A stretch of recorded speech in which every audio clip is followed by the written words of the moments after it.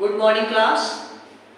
आज हम आपको स्फेरिकल सेल के कारण प्रोड्यूस होने वाली इलेक्ट्रिक फील्ड के विषय में बताएंगे। गॉस थ्योरम का एक उपयोग है। तो let us start to study electric field due to uniformly positively charge spherical shell. Spherical shell से मतलब होता है कि ऐसा स्फीयर जो हॉलो हो, जिसमें कुछ भरा ना हो, वो खाली खाली हो। जैसे आप इमेजिनेशन कर सकते हो एक मैकेनिक वॉलीबॉल या फुटबॉल, इस तरह के जो भी शेप होते हैं वो स्फेरिकल सेल होते हैं। तो कंसीडर ये positively charged spherical shell of radius R. एक यूनिफॉर्मली चार्ज स्फीयर की कल्पना करिए जो कि पॉजिटिवली चार्ज है, यूनिफॉर्मली पॉजिटिवली चार्ज, जो एक समान रूप से पॉजिटिव चार्ज है। इसके कारण प्रोड्यूस होने वाली इलेक्ट्रिक फील्ड को हमें फाइंड आउट करना है। तो यहाँ 3 पॉइंट हो सकते हैं। एक पॉइंट तो आउटसाइड हो सकता है, एक पॉइंट इसके सरफेस पे हो सकता है, अब एक पॉइंट इसके इनसाइड हो सकता है। There are 3 conditions. First, at the surface of spherical cell, at the surface केवल लिख रहे हैं हम। सेकंड है outside the surface के बाहर अगर कोई पॉइंट है, outside the surface। थर्ड है inside the spherical cell। ये 3 कंडीशंस हैं जिनका हम स्टडी करेंगे। तो सबसे पहले हम at the surface of the spherical cell, इसके लिए कंसीडर एक पॉइंट, यहाँ एक पॉइंट मान लीजिए जहां पर हमें इलेक्ट्रिक फील्ड ज्ञात करनी है। इसके लिए हम गॉस थ्योरम का उपयोग करेंगे और इस पॉइंट से गुजरने वाले इलेक्ट्रिक फ्लक्स को कैलकुलेट करेंगे। आप जानते हो इलेक्ट्रिक फ्लक्स हम कैसे कैलकुलेट करते हैं। Electric flux passing through a surface del S, एक छोटा सा एलिमेंट कंसीडर करते हैं, यहाँ से कितना इलेक्ट्रिक फ्लक्स गुजरेगा। तो electric flux passing through surface del S, you know that it is E del S cos theta। Here E और del S, theta is the angle between E and del S। इसलिए सबसे पहले हम E को find out करेंगे, फिर del S को, और इसमें वैल्यू पुट करके हम इलेक्ट्रिक फ्लक्स ज्ञात करते हैं। तो del S is always a normal vector, एक छोटा सा एलिमेंट जिसका कंसीडर करते हैं और एक नॉर्मल खींचते हैं, ये del S होता है। ये हुआ del S की direction. del S is always perpendicular to the surface and E is the direction of electric field lines। You know that electric field lines from positive charges always radially in outward direction perpendicular to the surface। आप जानते हो किसी भी positive charge के कारण electric field lines surface के normal होती हैं और रेडियली आउटवर्ड डायरेक्शन, बाहर की तरफ जाती हैं। So here we get the direction of electric field is perpendicular to the surface. Del S is also perpendicular to the surface. Therefore, angle between E and del S is 0। तो parallel lines होती हैं ना, या जो तो एक ही दिशा में होती हैं, उनके बीच का जो एंगल होता है वो 0 होता है। E del S cos 0 degree। We get E del S। Now, we know that E del S, electric flux according to Gauss theorem, 1/epsilon naught times the charge enclosed by the surface। किसी भी surface से गुजरने वाला electric flux E del S equal to 1/epsilon naught times charge enclosed by the surface। Here E del S, what is E del S? E del S is the electric flux passing through the small surface small part of the small element of the surface. Total flux हमें calculate करना होगा तो इस पूरी surface को हमें obtain करना है। इस तरह electric flux passing through the total surface, ये हो जाता है डेल एस को हम जब टोटल सरफेस में कैलकुलेट करते हैं तो 4 pi R square. Del S small surface, total surface is 4 pi R square 1 upon epsilon naught times Q equal to 1 upon, ये आपका नीचे आ जाता है 4 pi epsilon naught q by r square. This is the electric field. This is the magnitude of electric field due to the spherical shell at its surface. ये electric field का magnitude होता है और इसकी डायरेक्शन नॉर्मली आउटवर्ड डायरेक्शन। तो now we have to find out the second case outside the spherical shell. अब spherical shell के outside में हमने अगर कैलकुलेट करना है तो उसको हम देखिए करते हैं आउटसाइड द स्फेरिकल सेल। क्या का spherical shell uniformly positive charge, ये आपका यूनिफॉर्मली पॉजिटिव चार्ज है। इससे r डिस्टेंस पर कोई पॉइंट है, सेंटर से r डिस्टेंस पर कोई पॉइंट है जहां हमें इलेक्ट्रिक फील्ड प्रोड्यूस,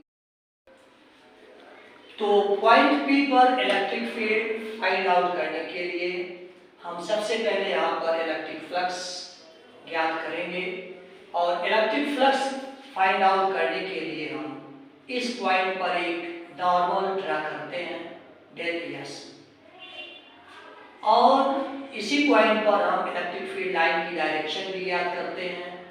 तो ये आपका पॉजिटिवली चार्ज है, इसलिए इलेक्ट्रिक फील्ड लाइंस की डायरेक्शन भी सेम डायरेक्शन में होगी।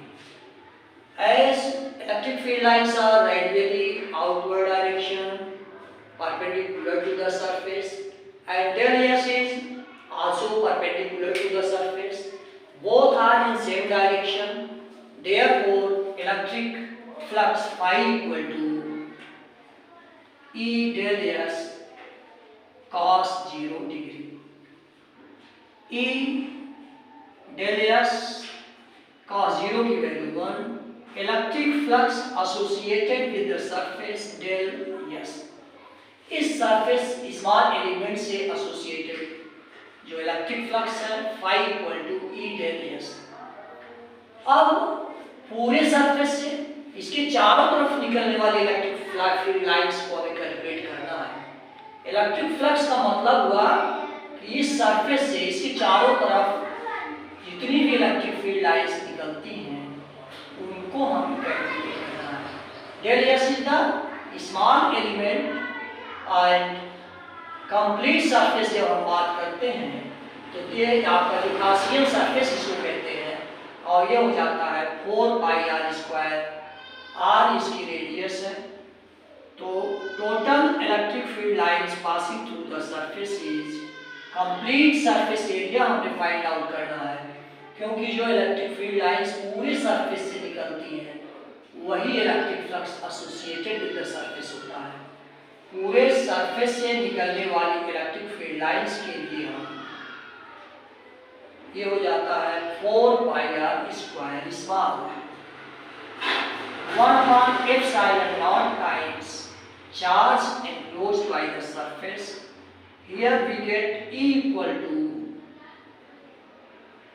ये आपका नीचे आ जाता है 1/4 पाई epsilon naught r q by r square. This is the electric flux associated with the surface at the outside point E equal to 1/4 pi epsilon naught r square. यहाँ हमने दो चीजें पढ़ा, एक तो सरफेस पर ये होता है और outside the surface electric field इस तरह से होती है। तीसरी केस जो हम पढ़ने जा रहे हैं कि इनसाइड में इलेक्ट्रिक फ्लक्स कितना होता है, इसको हम कैलकुलेट करने जा रहे हैं इनसाइड द सरफेस। इनसाइड के लिए भी हम सेम चीज करते हैं, ये आपका uniformly positive charge spherical cell है जिसकी रेडियस कैपिटल R है। इसके अंदर इस कॉइल पर हम इलेक्ट्रिक फील्ड कैलकुलेट करेंगे। तो सबसे पहले हम इस कॉइल से एसोसिएटेड फ्लक्स फाइंड आउट करते हैं। गॉस थ्योरम का उपयोग करना है। तो इस तरह से इलेक्ट्रिक फ्लक्स फाइंड आउट करने के लिए हमें ज़रूरत होती है इलेक्ट्रिक फील्ड की और surface normal to the del S normal to the surface. एक नॉर्मल एलिमेंट डेल एस जो हम इस कॉइल पर खींचते हैं del S. As we know that charge is uniformly distributed on the surface and charge inside the surface is zero, but this is spherical। तो inside पर भी हम एक डेल एस खींचते हैं और हम जानते हैं कि जो चार्ज है यूनिफॉर्मली सरफेस पर डिस्ट्रीब्यूट हो जाता है और इनसाइड चार्ज नहीं होता है। लेकिन ये स्फेरिकल शेल ऐसे बिहेव करती है जैसे टोटल चार्ज इसके सेंटर तक है। इलेक्ट्रिक फील्ड इसके इनसाइड होती नहीं है, लेकिन अगर हम इमेजिन करें उसकी डायरेक्शन क्या होगी तो ये पॉजिटिव चार्ज इसके सेंटर पर अगर बिहेव करता है तो इसको रिपेल करेगा और डेल ई की डायरेक्शन भी डेल एस की डायरेक्शन भी होगी। ये आपको समझने की बात है कि shell behaves as total charge is concentrated on its surface. यदि प्लस क्यू टोटल चार्ज यहाँ है तो इसके कारण इलेक्ट्रिक फील्ड की डायरेक्शन इस दिशा में होगी और ई डेल एस cos 0 डिग्री। We get E del S cos 0 की वैल्यू होती है 1 हो गया E del S and electric flux associated with del S is E del S. इसके कारण और अगर इस पर हम चारों तरफ अगर ज्ञात करना चाहें इस रेडियस पर स्क्वायर डैश मानते हैं तो ये आपका हो जाता है E del S 4 pi R dash square. ये total surface electric flux associated with the total surface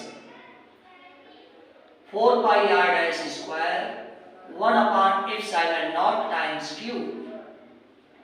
as charge inside the cell is 0, we get q equal to 0 1 upon epsilon naught into 0।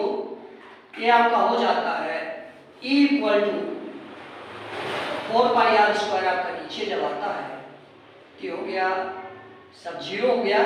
ये आप 0 से multiply करेंगे 0 upon 4 pi R dash square which is 0। E inside the spherical shell is 0। We get three conditions at the surface. Electric field is this, outside the surface 1 upon 4 pi epsilon naught q by r square and at the inside the surface E equal to 0। If we plot a graph in three different conditions we get, अगर इन तीनों conditions में हम एक graph खींचते हैं x axis y axis और origin r distance जो आपकी स्फीयर की रेडियस है उसको यहाँ हम इंडिकेट कर रहे हैं और ये डिस्टेंस को शो कर रहा है। Inside the sphere electric field is 0।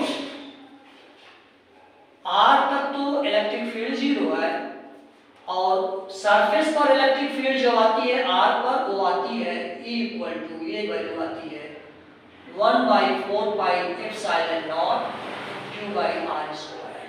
Surface पर E की वैल्यू ले आई है आपने जो कैलकुलेट किया, मान लीजिए कि यहाँ पर आता है। इसके बाद जैसे जैसे हम R को बढ़ाते हैं स्क्वायर के इनवर्सली प्रोपोर्शनल होता है, घटती जाती है और ये इस तरह से ग्राफ आता है जो शो कर रहा है कि r जो आपकी डिस्टेंस है अगर कैपिटल R से कम है तो यहाँ कोई इलेक्ट्रिक फील्ड नहीं है, 0 है। सरफेस पर जब r इक्वल टू r होता है तो electric field E equal to 1/4 pi epsilon naught Q by R square होता है। और जैसे जैसे हम आउटसाइड जाते हैं डिस्टेंस के हिसाब से ये आपका स्क्वायर के हिसाब से घटता चला जाता है। This is the graph electric field produced by the spherical shell in three conditions. हमें उम्मीद है कि आपको ये बहुत ही अच्छे से समझ में आया होगा। हमने हर कंडीशन को आपको एक एक कंडीशन को एक्सप्लेन किया है। अक्सर किसी वीडियो में ये नहीं बताए हैं कि इन साइड में ये कैसे जीरो हुआ है, इसको आप ध्यान से पढ़ें। उम्मीद है आपको हमारा वीडियो बहुत पसंद आया होगा। आप हमारे वीडियो को लाइक, सब्सक्राइब और शेयर करें। Thank you.